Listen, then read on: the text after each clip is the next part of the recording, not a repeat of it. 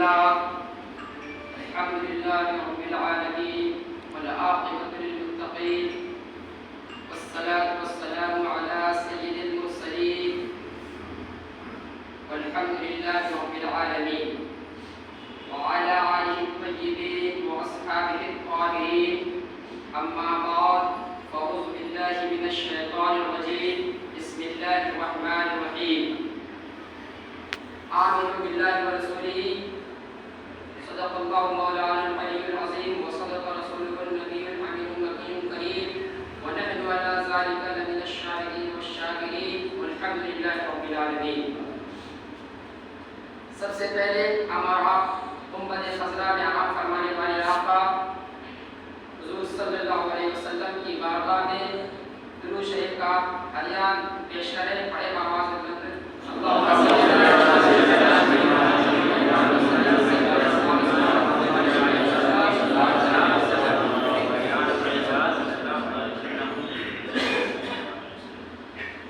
میں آپ کے بیچ آج حضور کی حالات ولادت بیان کرنے جا رہا ہوں.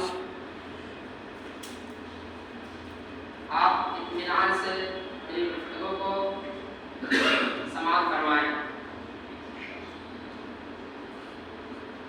جس سال اصحاب فیل کا واقعہ پیش آیا اسی سال ربیع الاول کی 12ویں تاریخ کو یعنی ربیع الاول کی 12ویں تاریخ دوشنبہ کے دن دوشنبہ بنے سوموار منڈے جس سال اصحاب فیل کا واقعہ پیش آیا اسی سال ربیع الاول کی 12ویں تاریخ کو دوشنبہ کے دن صبح صادق کے وقت ہمارے آقا جناب محمد مصطفیٰ صلی اللہ علیہ وسلم دنیا میں تشریف لائے اور آپ کے نور سے سارا عالم روشن ہوا.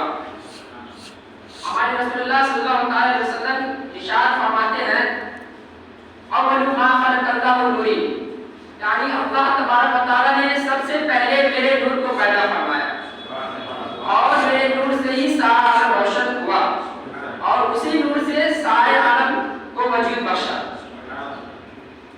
یہ سورج چاند ستارے زمین آسمان سبھی اسی نور کے پرتوں میں ہے. حقیقت محمد سب کا منشا ہے. تو آپ کے ولادت کے شب بہت سے عجائب اور فوائد آداب ظہور پذیر ہوئے.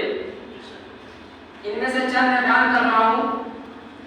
پہلا عثمان بن ابی العاص کی والدہ فاطمہ بنت عبداللہ نے بیان کیا کہ میں ولادت کی شب یعنی حضور کے ولادت کی شب حضرت آمنہ کے گھر میں تھی. میں نے دیکھا ستارے لٹک آئے اور زمین حرم سے اس قدر قریب ہو گئی گویا کہ وہ زمین پر گر پڑیں گے. دوسرا اس شب ہوئے زمین کے سارے بت سرنگو ہو گئے. یہ بات اہل اسلام کے علاوہ زردشتوں کی تاریخ میں بھی ملتی ہے. زردشتی مجوسی جو زردشت کو پیغمبر مانتے ہیں. تیسرا فارس کی آگ گھبرانے آتش پرست نے جو بڑے اہتمام کے ساتھ ہزاروں برس سے روشن کر رکھی تھی وہ بجھ گئی. چوتھا ایران کے ایوان میں زلزلہ آیا اس کے 14 بادشاہ گر پڑے 14 کنگرے گر پڑے. ستاروں کے زمین سے قریب ہونے کے اس طرف اشارہ تھا کہ آپ کے ولادت کے سبب سارے انوار و برکات زمین کی طرف متوجہ اور منور ہو گئی اور جس کی وجہ سے زمین روشن ہو جائے گی. اور آپ کا بجھ جانا اس بات کی طرف اشارہ تھا کہ سارے دنیا سے آتش پرستی ختم ہو جائے گی. اور تیسرا نوشیروان یعنی خاندان نوشیروان کی سلطنت ختم ہو جائے گی. واضح ہے کہ اس زمانے میں زمین پر اتنی بڑی سلطنت نہیں تھی. مشاہدہ عذابات یعنی ہمارے آقا شب معراج جنت الدوزخ کی سیر کی اور وہاں پر آپ رسول اللہ صلی اللہ علیہ وسلم بعد نماز فجر لوگوں سے پوچھا کرتے تھے کہ کسی نے کوئی خواب देखा, अगर कोई अपनी ख्वाब बयान करता तो आप उसकी ताबीर इरशाद फरमाते। एक रोज आप हस्बे मामूल लोगों से पूछा, किसी ने आज कोई ख्वाब देखा? तो किसी ने कुछ ना कहा, खामोशी ताड़ी रही। तो आपने फरमाया कि आज रात मैंने ख्वाब देखा। मैंने देखा कि दो शख्स मेरे पास आए और मुझे उठाकर लेके चले गए, यहाँ तक कि एक मैदान में लेकर गए। और मैदान में लेकर गए, मैंने देखा कि वहाँ एक शख्स बैठा हुआ है और एक शख्स उसके सर के पास खड़ा है। उसके हाथ में एक आंकड़ा है। वह बैठे हुए शख्स के मुंह में उस गलफड़े को गलफड़े के पुष्प तक चीरता है।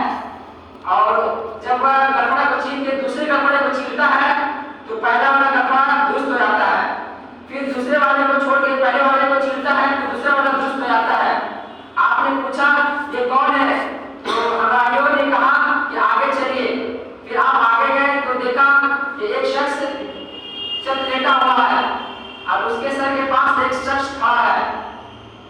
वह शख्स उसके सर पर एक जोर से पत्थर मारता है।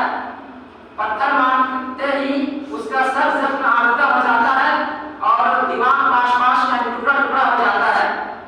फिर जब वह पत्थर उड़ के कहीं और जाता है तो वह शख्स उस पत्थर को लाने जाता है, तभी उसका दिमाग फिर से दुरुस्त हो जाता है। और फिर वह शख्स उस पत्थर को उठा के उसके दिमाग में फिर से मारता है। फिर उसका दिमाग पाश हो जाता है। फिर वह पत्थर रुक के जाता है।